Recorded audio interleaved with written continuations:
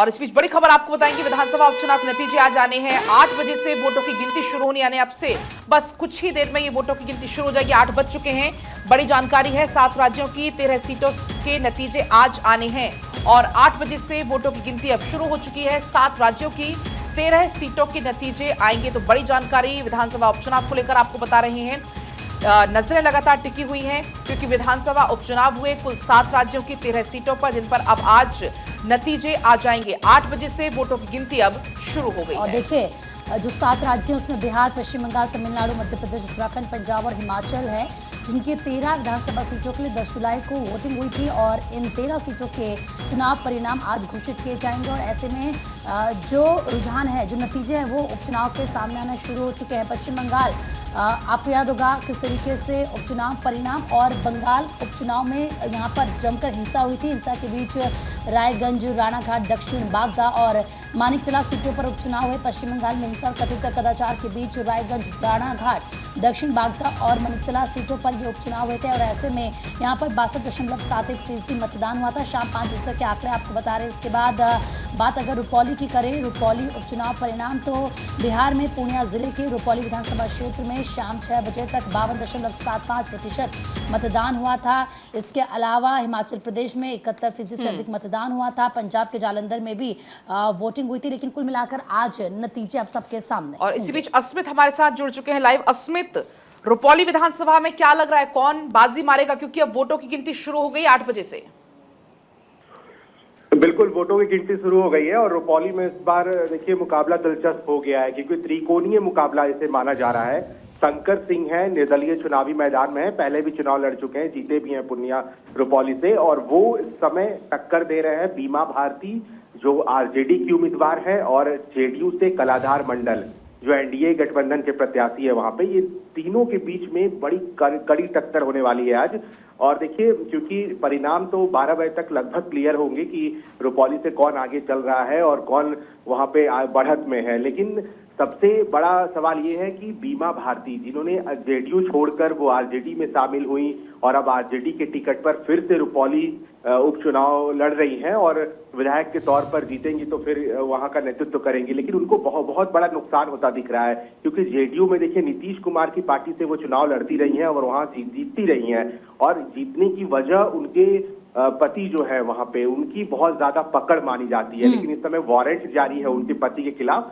तो कह सकते हैं आप कि बहुत ज्यादा उन्होंने चुनाव प्रचार नहीं किया था और यही खामियाजा उन्हें शायद भुगतना पड़ सकता है। और नीतीश कुमार की जो कोर वोटर्स हैं जो बीमा भारती के साथ दिखते थे रुपौली में, वो कोर वोटर्स जो है अब शिफ्ट हो गए हैं नीतीश कुमार यानी कलाधार मंडल के साथ जो जेडीयू के प्रत्याशी हैं। तो ये यहाँ पे थोड़ा सा वीक पॉइंट बीमा भारती का दिख रहा है। तो कलाधार मंडल जेडीयू के प्रत्याशी हैं, नीतीश कुमार ने उन्हें वहां से उम्मीदवार बनाया है और नीतीश कुमार जब प्रचार करने के लिए रुपौली गए थे वहां पे चुनाव प्रचार में कहा था कि मैंने बीमा भारती को मंत्री तक बनाया था, लेकिन चुनाव लड़ने के लिए, लोकसभा का चुनाव लड़ने के लिए वो छोड़कर पार्टी भाग गई। इसी तरह का शब्द मुख्यमंत्री ने इस्तेमाल किया था। बाद में बीमा भारती ने जवाब दिया था, उन्होंने कहा था कि मैंने खुद की बदौलत चुनाव लड़ा था। तो कांटे की टक्कर है, 12-1 बजे तक बहुत ज्यादा क्लियर हो जाएगा। कांटे की टक्कर है और यही वजह है कि पप्पू यादव का साथ और उनका सहारा लेने के लिए भी कोशिश की गई थी। थानेश्वर मेरे साथ, मेरे सहयोगी इस वक्त है। थानेश्वर, अग्नि परीक्षा मानी जा रही है पंजाब के मुख्यमंत्री के लिए ये इस वक्त उपचुनाव की ये सीट, क्या इस वक्त अभी तस्वीर है क्योंकि काउंटिंग शुरू हो चुकी है?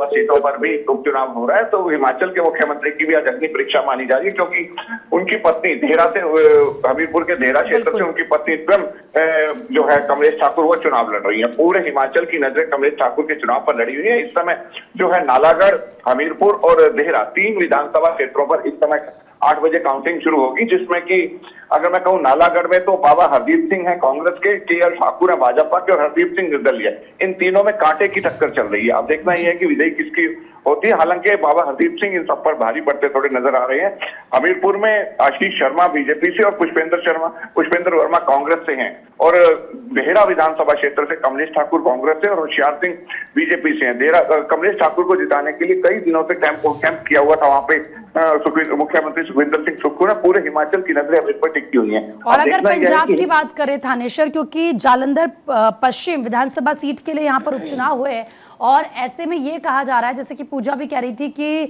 सीएम की साख दाव पर है, ऐसे में देखा जा रहा है इसको।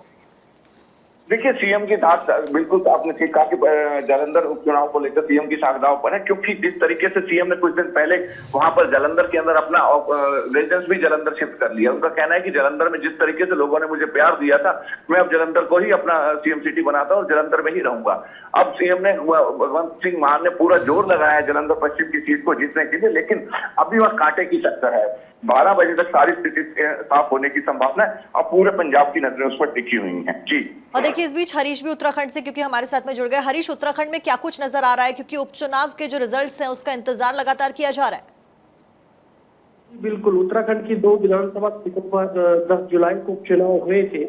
मंगलौर सीट की यदि हम बात करें तो बसपा के जो विधायक थे उनका निधन होने से मंगलौर सीट खाली चल रही थी, जबकि बद्रीनाथ सीट पर लोकसभा चुनाव से पहले कांग्रेस के विधायक भाजपा में शामिल हो गए राजेंद्र भंडारी। तो आज इन दोनों सीटों के परिणाम आने हैं, इसका इंतजार सबको है और जीत का दावा बीजेपी हो या कांग्रेस हो, दोनों कर रही है। तो कह सकते हैं कि आज मतगणना होनी है। अब आगे पता लग पाएगा कि कौन किस राजनीतिक दल का दावा सटीक साबित होता है। जी, अभी आप क्योंकि लगातार अपने करीब से तमाम पार्टियों की तैयारियों को देखा और पिछले चाहे विधानसभा चुनाव की बात हो, लोकसभा चुनाव की बात हो, वहां बीजेपी ने अच्छा परफॉर्म किया है। तो विधानसभा चुनाव की उपचुनाव की बात करते हैं तो क्या स्थिति है? जी देखिए, जो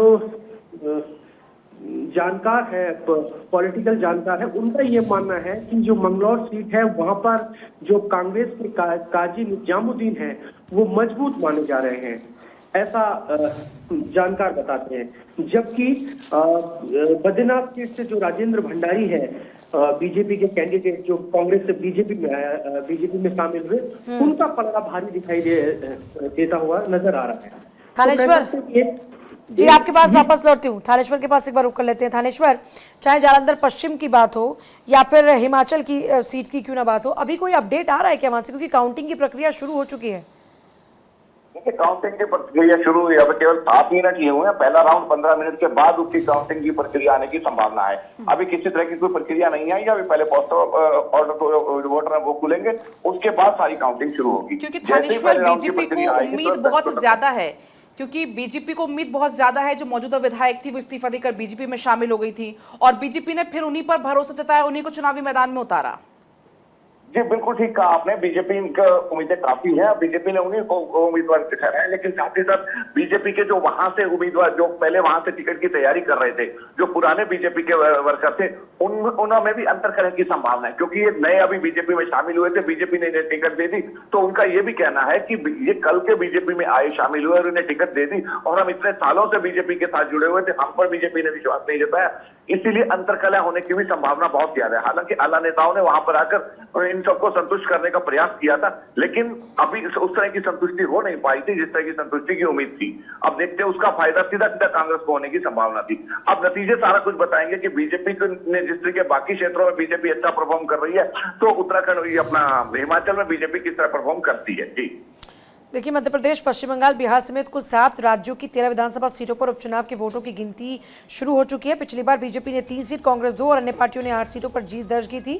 उपचुनाव में 10 सीट विधायकों के इस्तीफे और 3 सीट मौजूदा विधायक के निधन के चलते खाली हुई थी, जिस पर मतदान की प्रक्रिया पूर्ण होने के बाद में अब आज काउंटिंग की बारी और काउंटिंग शुरू हो चुकी है। और इस बीच कहाँ किसकी साख्ताओं पर लगी हुई, इसको लेकर तमाम जो हमारे रिपोर्टर्स हैं वो लगातार बने हुए और पूरी जानकारी भी दे रहे हैं। तो 7 राज्यों की 13 विधानसभा सीटें हैं जिन पर वोटिंग हुई थी। आज नतीजे सबके सामने होंगे। एनडीए वर्सेस इंडिया ब्लॉक, इसको देखा जा रहा है और ऐसे में देखना होगा कि कौन किस पर पड़ेगा भारी। और हरीश क्योंकि लगातार हमारे साथ देहरादून से बने हुए हैं अपडेट देने के लिए। हरीश, क्योंकि जब बात उत्तराखंड की होती है, अगर हम लोकसभा इलेक्शन को देखें, 5 की 5 सीटें बीजेपी के खाते में गई। शानदार प्रदर्शन, क्लीन स्वीप बीजेपी की तरफ से किया गया। तो ऐसे में अगर हम ये देखें एनडीए वर्सेस इंडिया, तो क्या लगता है वहां पर कि क्या वहां की जनता का मूड है, क्या नतीजे आज रह सकते हैं, आम लोग क्या कह रहे हैं? जी, आम लोगों का ये मानना है कि उत्तराखंड में अभी तक का उपचुनाव में ऐसा हिस्ट्री रही है कि हम पिछले उपचुनाव की बात करें तो बीजेपी को सफलता मिली है। दूसरा, यहाँ पर जो सीएम पुष्कर सिंह धामी जब चुनाव प्रचार के दौरान वहां पर गए तो उन्होंने इस बात का आश्वासन पब्लिक को दिया, अपने कार्यक्रम के जरिए उन्होंने ये एक मैसेज दिया कि डबल इंजन की सरकार है, चाहे केंद्र की सरकार हो चाहे उत्तराखंड की सरकार हो, यदि विकास उत्तराखंड में चाहते हैं तो बीजेपी के पक्ष में आप मतदान कर सकते हैं। तो इसका भी फायदा बीजेपी को मिल सकता है। जी, तो हरीश, पड़ना किसका भारी लग रहा है या फिर मुकाबला त्रिकोणीय यहाँ पर है? नहीं, मंगलोर सीट की यदि हम बात करें तो वहां पर कांटे की टक्कर है। काजी निजामुद्दीन और बीजेपी के कैंडिडेट जो भड़ाना है उनका आमने सामने हुआ है, उनकी कांटे की टक्कर मानी जा रही है। और ये भी कहा जा रहा है, जो जानकार है, पॉलिटिकल जानकार, वो ये भी कह रहे हैं कि काजी निजामुद्दीन का पलड़ा काफी उनसे भारी है, जबकि बद्रीनाथ सीट पर बीजेपी का पलड़ा अधिक भारी है। अच्छा हरीश, क्योंकि अगर बात करें हम इलेक्शन की मुद्दों की तो देखिए जाहिर सी बात है अभी लोकसभा इलेक्शन हुए हैं, इसमें 5 की 5 सीटें बीजेपी जीती है, तो क्या इसका असर लगता है कि आम लोगों पर पड़ता है या फिर अभी भी जब उपचुनाव होते हैं किसी विधानसभा सीट पर तो वहां के जो स्थानीय मुद्दे हैं उन पर लोग वोट करते हैं? जी बिल्कुल यहाँ पर जो बाई इलेक्शन में जो स्थानीय मुद्दे हैं वो ही देंगे। उनकी सरकार की योजनाओं के भी हम बात करें तो यहाँ पर इस तरह का कोई दिक्कत नजर नहीं आ रहा है, क्योंकि स्थानीय मुद्दे पानी की समस्या है, बिजली की समस्या है या किसानों की समस्या, वही मुद्दे यहाँ पर उन्हीं मुद्दों के जो अभी है उन्हीं मुद्दों पर यहाँ पर वोटिंग हुई है। जी, चलिए, आप सभी का बहुत शुक्रिया पूरी जानकारी देने के लिए। तो देखिए, वोटिंग की प्रक्रिया पूरी हुई और उसके बाद में अब काउंटिंग की बारी है और काउंटिंग की प्रक्रिया लगातार जारी है। 7 राज्यों की 13 विधानसभा सीटों पर उपचुनाव के बाद में आज नतीजों की बारी। और जाहिर तौर पर यह देखिए सबसे बड़ी बात यह कि एमपी, बिहार, तमिलनाडु की अगर चाहे हम बात करें, इसके अलावा चाहे पश्चिम बंगाल की बात करें, उत्तराखंड की, पंजाब की बात करें, पंजाब की, हिमाचल की बात करते हैं तो यहाँ पर दोनों मुख्यमंत्री की जो साख है वो दांव पर लगी हुई है। और बड़ी बात यह है कि लोकसभा चुनाव के बाद में इंडिया ब्लॉक कितना मजबूत है, एनडीए मजबूती के साथ कितना चुनाव लड़ पा रहा है, जनता अभी किसके हक में है, ये देखिए उपचुनाव में बहुत ज़्यादा मैटर करता है, क्योंकि एक हवा तैयार करने की कोशिश की जाती है। ये फिलहाल आप तस्वीरें देख रहे हैं पश्चिम बंगाल की, रायगंज की ये तस्वीरें इस वक्त आप देख रहे हैं, जहां पर काउंटिंग की प्रक्रिया लगातार चल रही है, पूरी सुरक्षा के इंतजामात हैं और ये तमाम तैयारियां पहले से की गई थी और अभी फिलहाल वहां पर आप देख रहे हैं कि काउंटिंग की प्रक्रिया चल रही है।